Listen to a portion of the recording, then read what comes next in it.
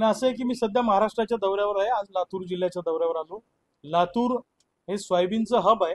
इथं मोठ्या प्रमाणात सोयाबीनचं उत्पादन होतं, कापसाचं उत्पादन होतं आणि खरेदीचा सुद्धा मोठा व्यापार या ठिकाणी होतो.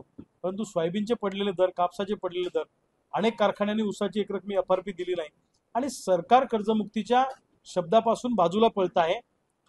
आमच्यावर झालेलं कर्ज हे सरकारच्या धोरणाचा परिणाम आहे, चुकीच्या धोरणाचा. आमच्यावरचं कर्ज अनैतिक आहे, त्यामुळं आमचं कर्ज फेडण्याची जबाबदारी सरकारची आहे. जेव्हा पिकलं तेव्हा लुटलं, आता देणं घेणं फिटलं, आम्ही तुमचा 1 रुपया देणं लागत नाही. त्यामुळं सरकारनं दिलेल्या शब्दाप्रमाणे आम्हाला कर्जमुक्त केलं पाहिजे. जर सरकारमधल्या नेत्याने आम्हाला स्वप्न दाखवली नसतं, आश्वासन दिलं नसतं, तर आम्ही कर्ज भरलं असतं.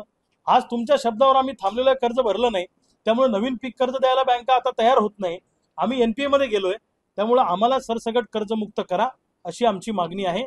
आणि अनेक शेतकऱ्यांना पीक विमा अजून मिळाला नाही, तो हक्काचा पीक विमा नुकसान होऊनही मिळाला नाही, तो मिळाला पाहिजे. त्यानंतर कांद्याला प्रति क्विंटल 2000 रुपये दर मिळाला पाहिजे, दुधाला दर मिळाला पाहिजे, कांद्यावरची निर्यात बंदी आता लावू नका अशी आमची मागणी आहे. आणि सोयाबीन कापूस उत्पादकांना प्रति क्विंटल 3000 रुपये भाव फरक दिला पाहिजे आणि ऊसाला एकरकमी FRP दिली पाहिजे. या सगळ्या मागण्या घेऊन हा दौरा सुरू आहे. शेतकरी मेळावे आम्ही गावागावात घेतोय, प्रचंड प्रतिसाद शेतकऱ्यांचा मिळतो आहे. सरकारने जर का महाराष्ट्रातल्या शेतकऱ्यांना सरसकट कर्जमुक्त केलं नाही तर 15-20 दिवसानंतर या महाराष्ट्रामध्ये भूतो न भविष्यती असं आंदोलन होईल. सरकारमधल्या मंत्र्यांना रस्त्यावर फिरणं सुद्धा मुश्किल होईल. हे सरकारमधल्या लोकांनी लक्षात ठेवावं. आणि जर तुम्ही कर्जमुक्ती आणि हक्काचा पीक विमा आम्हाला दिला नाही तर मग मात्र आम्ही जिल्हा परिषद पंचायत समितीच्या निवडणुकीत तुम्हाला शेतकरी मतदान करणार नाही. जर तुम्ही आमचा विचार करणार नाही तर आम्ही तुमचा विचार करणार नाही, याच्या शब्द आम्ही गावागावात शेतकरी मेळाव्यात घेऊ.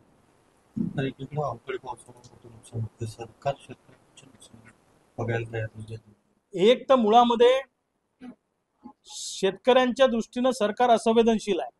शेतकऱ्यांना गृहीत धरण्याचं काम सरकार करत आहे. देशातल्या काही उद्योगपतींचे उद्योग तोट्यात गेले म्हणून 10 लाख कोटीचं कर्ज राईट ऑफच्या नावाखाली माफ केलं उद्योगपतींचं. मग आमचाही उद्योग तोट्यात आहे तर आमचं कर्ज का माफ करत नाही? अवकाळीने एवढ्या मोठ्या प्रमाणात नुकसान झालं, शेतकरी उद्ध्वस्त झाला. उन्हाळ्यात पावसाळ्यासारखा पाऊस पडतोय, अचानक वादळी वारा येतोय. अशा परिस्थितीमध्ये पंचनामे करून 100% नुकसान भरपाई पेरणीच्या अगोदर शेतकऱ्यांच्या खात्यामध्ये जमा झाली पाहिजे अशी या निमित्तानं आमची मागणी. खरीपाची पेरणी तोंडावर आली, पुन्हा बाजारात बोगस बियाणे, ठोस कारवाई होत नाही, दरवेळेस कारवाई. कसं आहे दादा, महाराष्ट्रातल्या पोलिसांनी जर का ठरवलं, एखाद्या ठाणेदारांनी ठरवलं तर त्या विभागातल्या त्या ठाण्याच्या अंतर्गत येणाऱ्या मंदिरातली सुद्धा चप्पल चोरीला जाऊ शकत नाही. लक्षात घ्या तुम्ही. तसं सरकारने ठरवलं तर एक दाना सुद्धा चुकीचा बोगस बियाणे इथे येऊ शकत नाही. पण सरकारच बियाणे कंपन्यांना सामील आहे, सरकारच खत कंपन्यांना सामील आहे. लिंकिंगच्या माध्यमातून जबरदस्ती खत आमच्या माथी मारण्याचं काम या कंपन्या करतायत. सरकार त्याच्यावर कारवाई करायला तयार नाही. चोर चोर मावस भाऊ अर्धे वाटून खाऊ, तिरी बी चूप मेरी बी चूप. सरकार सामील असल्यामुळं या सगळ्या PGRच्या कंपन्या, या सगळ्या बोगस बियाणे कंपन्या, बोगस खताच्या कंपन्या या ठिकाणी यांचा काय आलाय म्हणजे सूळ आलाय, असं मोठ्या प्रमाणामध्ये या कंपन्या याचा ऊत आलाय. याला पूर्णपणे सरकार जबाबदार आहे. सरकारने तातडीने या कंपन्यांवर कारवाई केली पाहिजे अशी आमची मागणी. मुख्यमंत्र्यांनी अशी घोषणा केली की शेतकऱ्यांना सिबिल स्कोअर चेक करण्याची आवश्यकता नाही, मात्र प्रत्येक बँकेत जर परिस्थिती पाहिजे तर त्याच्या उलट. मुख्यमंत्र्यांचं राष्ट्रीयकृत बँका ऐकायला तयार नाहीत. त्या म्हणतात आम्ही फक्त रिझर्व्ह बँकेचं ऐकू, मुख्यमंत्री आमचे बॉस नाहीत. आजही बँकेत पीक कर्जाला गेलं तर सिबिल शिवाय पीक कर्ज ते देत नाही.